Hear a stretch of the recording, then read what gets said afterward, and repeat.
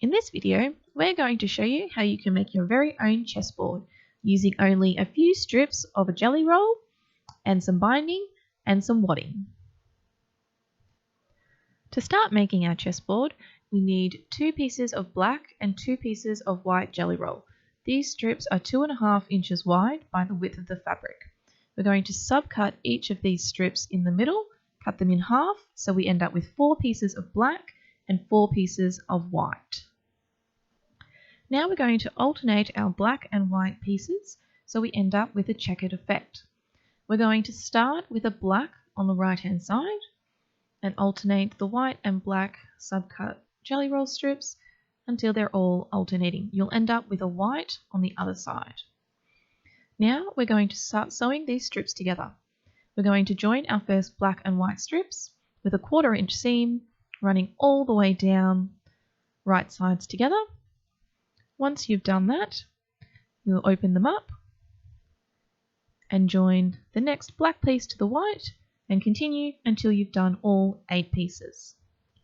Once you've finished sewing, you'll have a piece that looks like this. We've also taken this over to the ironing board and we've ironed all the seams to the dark side of the fabric. This ensures that you can't see any of the seams coming through from the white. Next up, we have to subcut this piece into our checks. The first cut we're going to make is going to straighten our edge of fabric. So we're going to lie our piece of fabric flat over our mat and we're going to make a small cut with our rotary cutter all the way up to give us a nice straight edge on our zero. Now we're going to keep subcutting our piece at 2.5 inches for each strip. When you're cutting, make sure you're lining up your fabric with the side and the bottom of the mat, and you're also lining up your ruler with the marks on the mat. This ensures you get a nice straight line.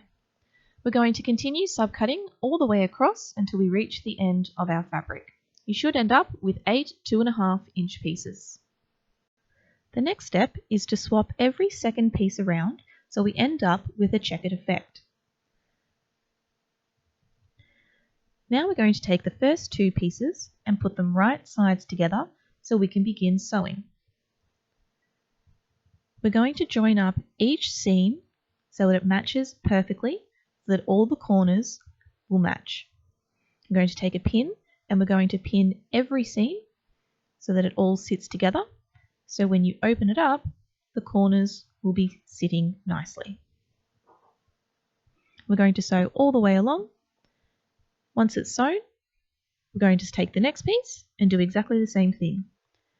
We're using a 1/4 inch seam for each of these pieces, sewing all the way down until all of them are sewn together and we have a checkerboard effect.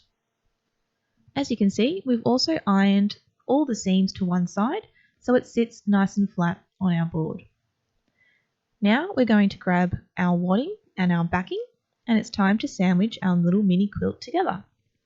You can use whatever piece of backing you like. We've chosen a nice bright colour to be a bit of a contrast to the black and white on the front. The wadding and the backing are about 21 inches wide to make sure it completely covers over the back of the checkerboard. Now we're just going to spray baste to hold it all together. You don't have to use a spray baste. You can pin to baste this mini quilt together, but we're using a spray baste as it's a bit quicker and easier to do. We use the 505 spray baste. We want just a thin layer sprayed over the wadding. We don't spray onto the fabric of the material, we always spray onto the wadding. Do half at a time and give it a good press, as you can see, to make sure it's all nice and flat.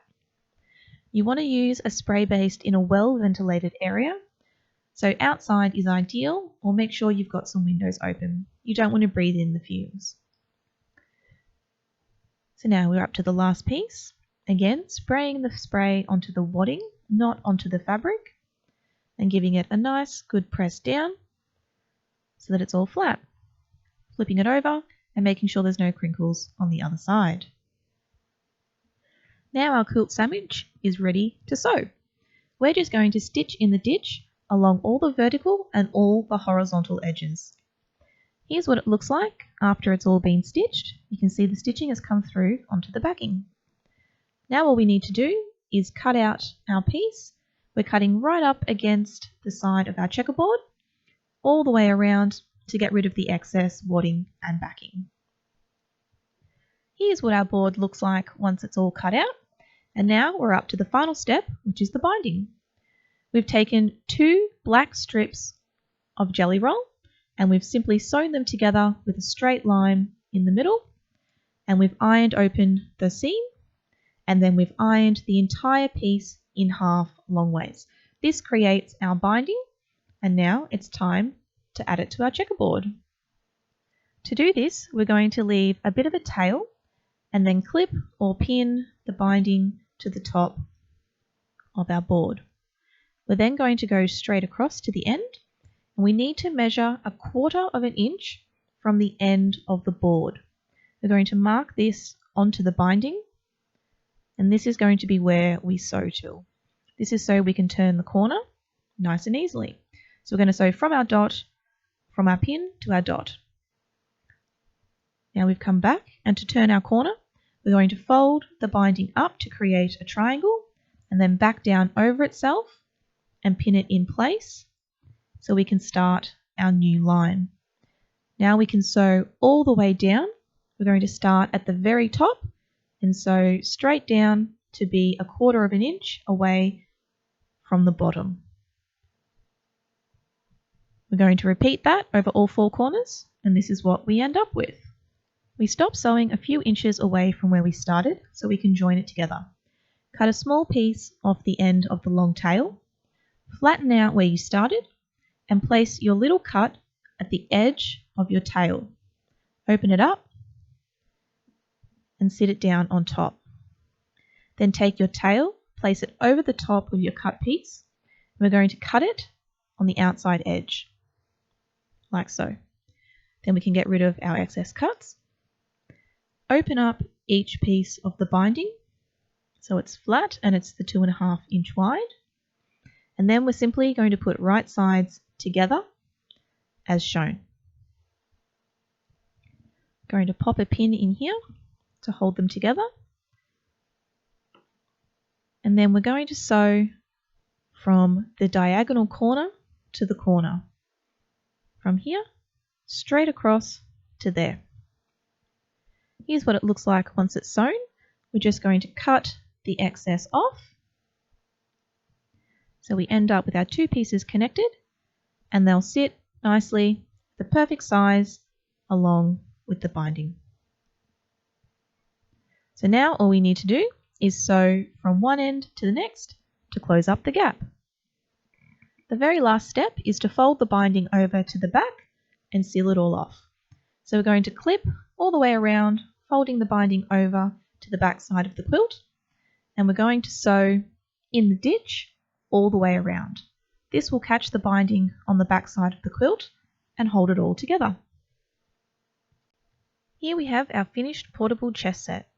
Because it's made of fabric, it's so easy to roll up and take in the caravan or on long car trips, wherever you might need a quick and easy game. If you don't have a set of chess pieces, simply use some buttons or caps of different sizes, get the kids to get creative and draw over the top, and you've got a portable chess set. Remember, you don't have to use a black and white combination of fabric. You can use whatever colours or patterns you like.